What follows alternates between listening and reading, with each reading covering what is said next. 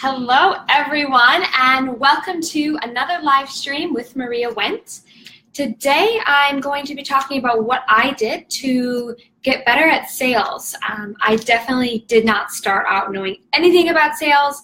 I had to learn a lot, and what I learned was really helpful, and I wanted to share it with you guys, and specifically what you can do to get better at sales. And hey, Valerie, hey, Marishka, let me make sure I said that correctly.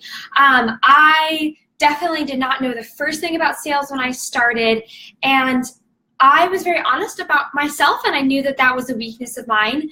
I also had a lot of mindset work that I had to do around sales, because I think that the average person, when they hear the word sales, they think, used car salesman, sleazy, icky, gross.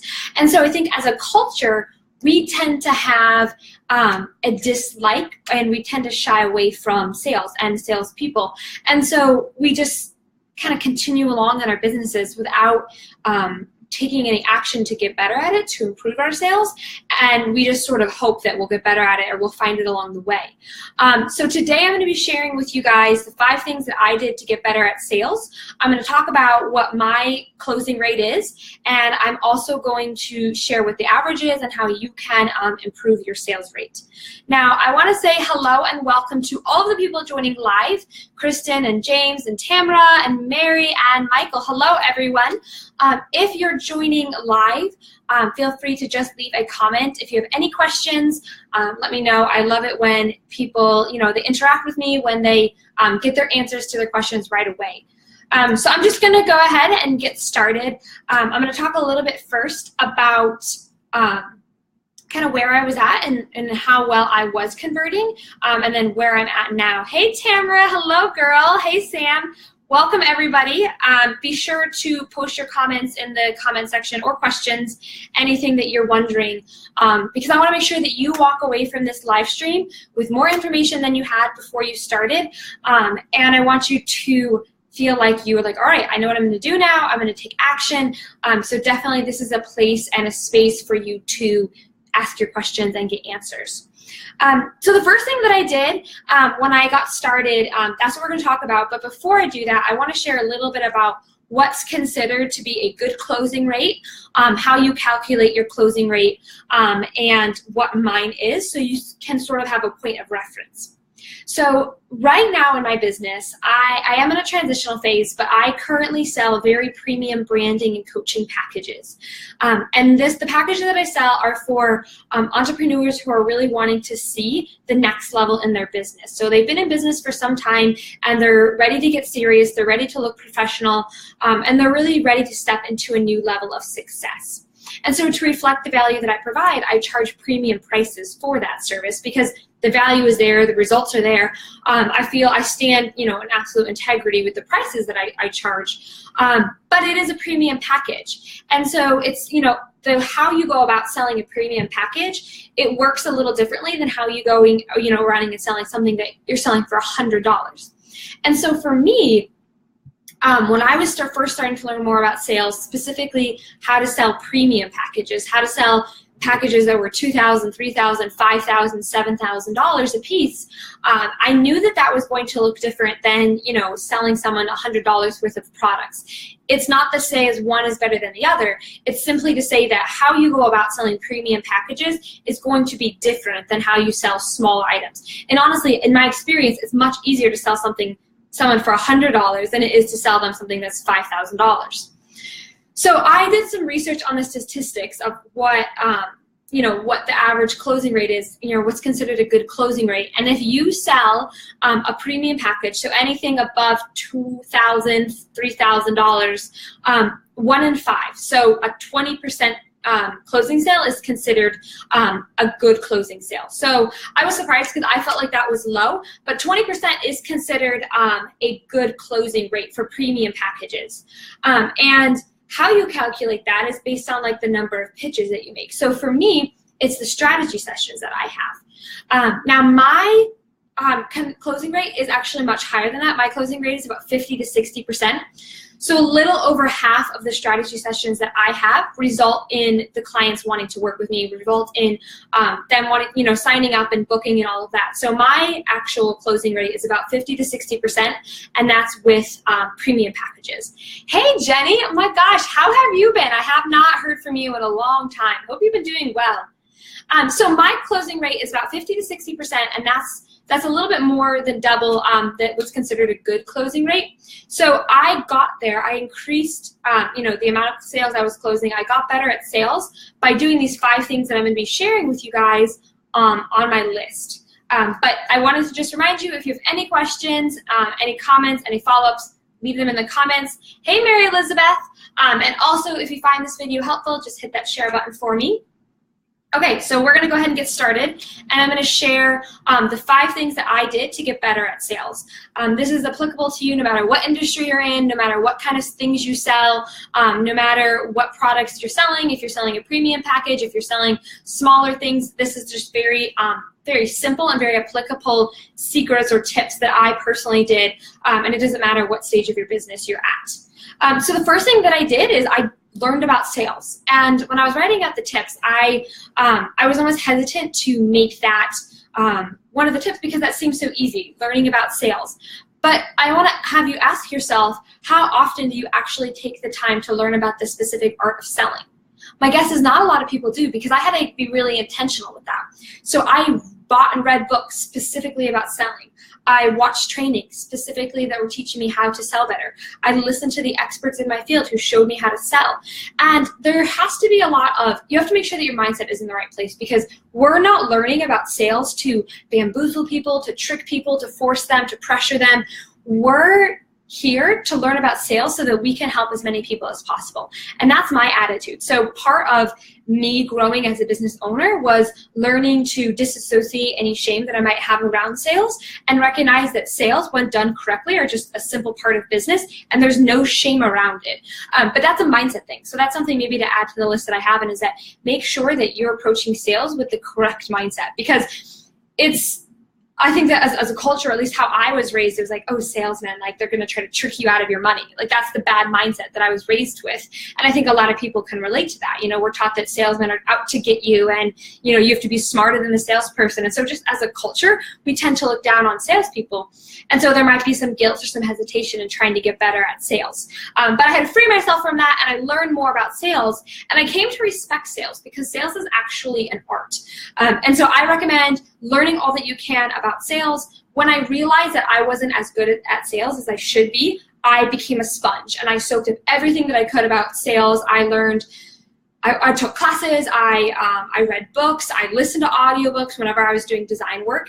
So I really tried to master sales. I really tried to learn as much as I could. And that's the starting place, is if you don't know anything about sales, buy a few books. There's a lot of sales books out there. I think the one that I read, the one that's coming to mind, is called The Art of Selling, or The Art of the Sale. It basically breaks down the basics, which is something that I didn't even know. I majored in graphic design, so I'm very good at branding, and I'm very good at making a logo, and I'm super good at websites, all of that stuff. But I didn't know the business basics, so I didn't even know the basics of sales. So The Art of Sales is just a really good basic course. And there's tons of other books. There's a million sales books. And they're all really good, to be honest. The second thing that I did to really improve my sales process and get better at closing sales was I learned and began to understand the psychology of my ideal client. So basically, I had to get into the mindset of my ideal client, because I wanted to understand why they were interested in working with me, why I could help them, why they believed I could help them. I really wanted to get into the mind of my ideal client. And so two of the questions that I have my clients now when they come to me and they need help with sales, or they need help with their brand messaging, part of what we do is we sit down and we ask these 2 questions. And the first question is, what is your ideal client's current reality? So to use the example of, say you're a health coach, your client's current reality, your ideal client's current reality, is that they're unhealthy, they aren't happy about themselves, they want to get better, they don't feel good about themselves, they don't have confidence, they don't have energy. All of these things right now are their current reality. So that's the first question you need to ask yourself. And then hey, welcome Courtney and everyone else joining me live, hello. And the second question is, what is their desired reality? So what are your clients' desired reality?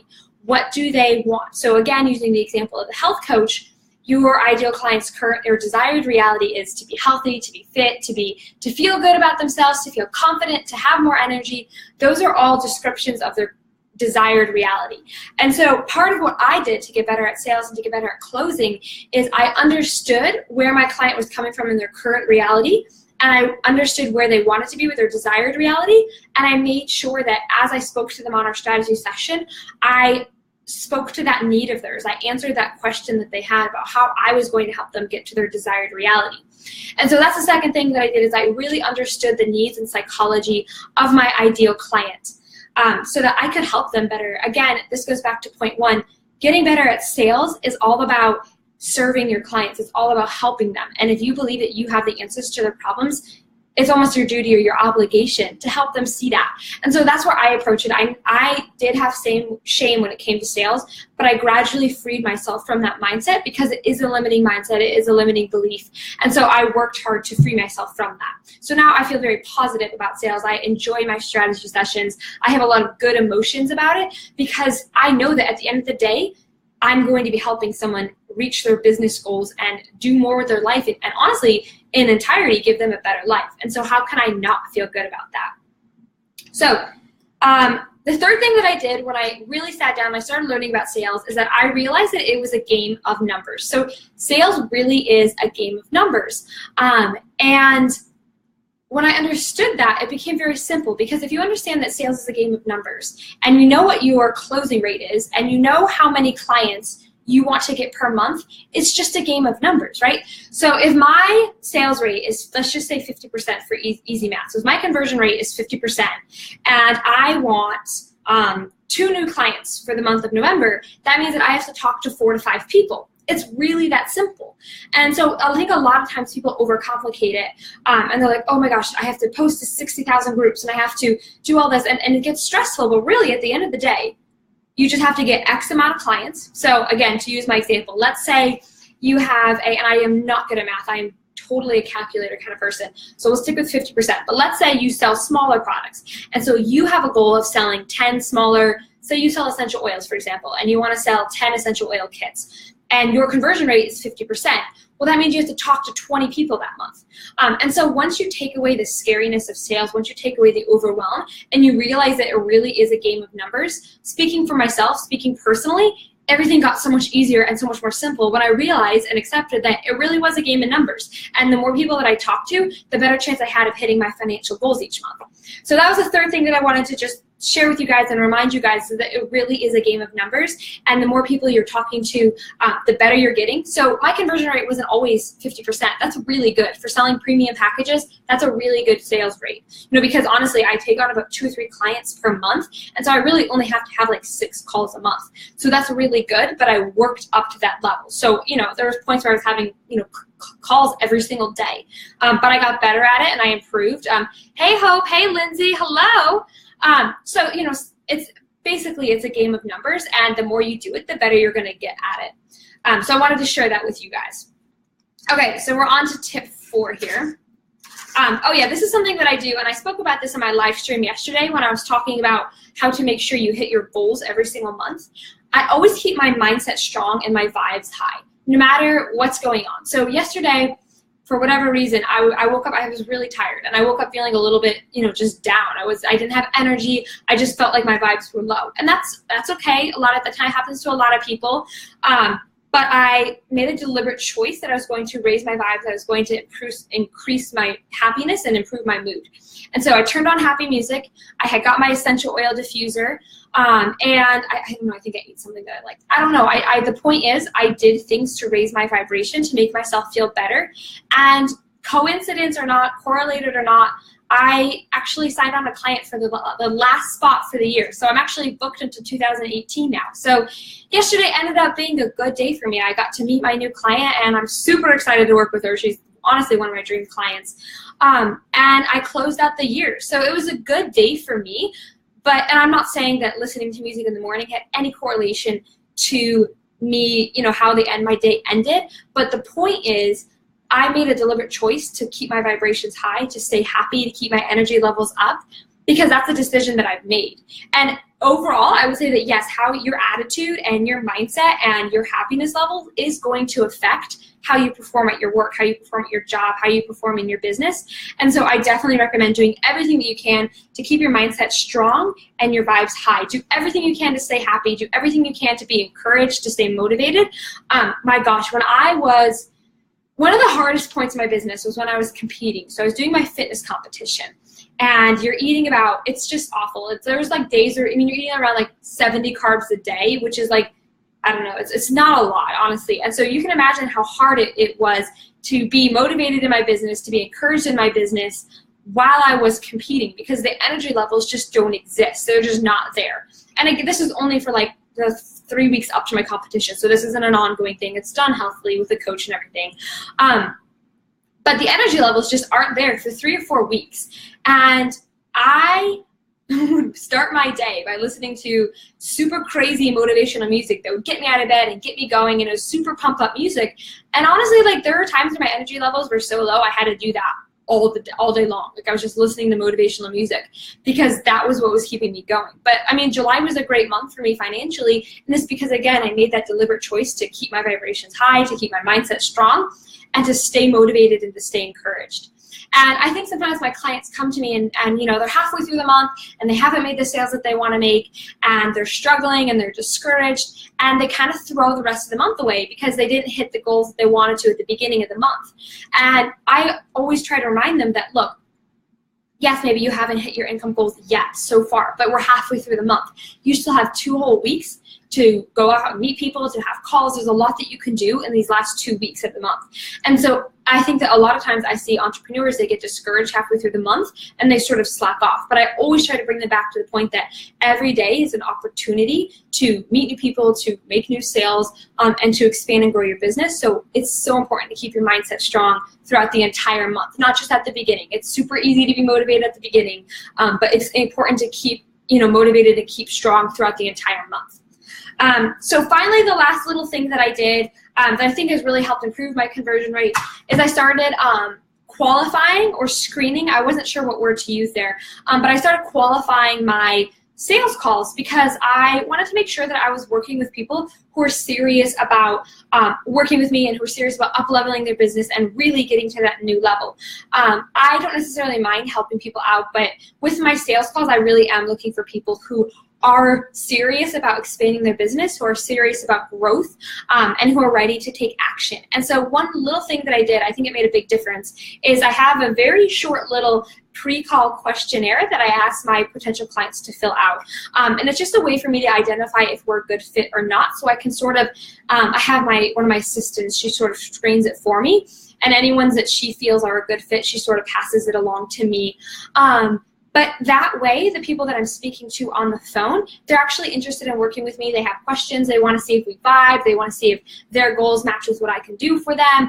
And that way, it's a much more serious conversation rather than speaking to someone who might might want that but isn't quite at a place yet to do that. So that's just something I did. I wanted to free up time in my business, and I really, unfortunately, didn't have the time to talk to everyone who wanted branding but wasn't quite ready. So that's the last thing that I did. It really has helped me, talk to people that are serious about their business, they're committed, they're ready, and that's helped a lot because I'm really at that point working with my ideal clients as well. So hopefully this was helpful. If you have any questions about sales, any questions about any book recommendations that I have, if you're watching the replay, thanks for joining me, and I will see you guys tomorrow. Hope you all have a fantastic Thursday. I literally forgot the day of the week. Okay, bye. See ya.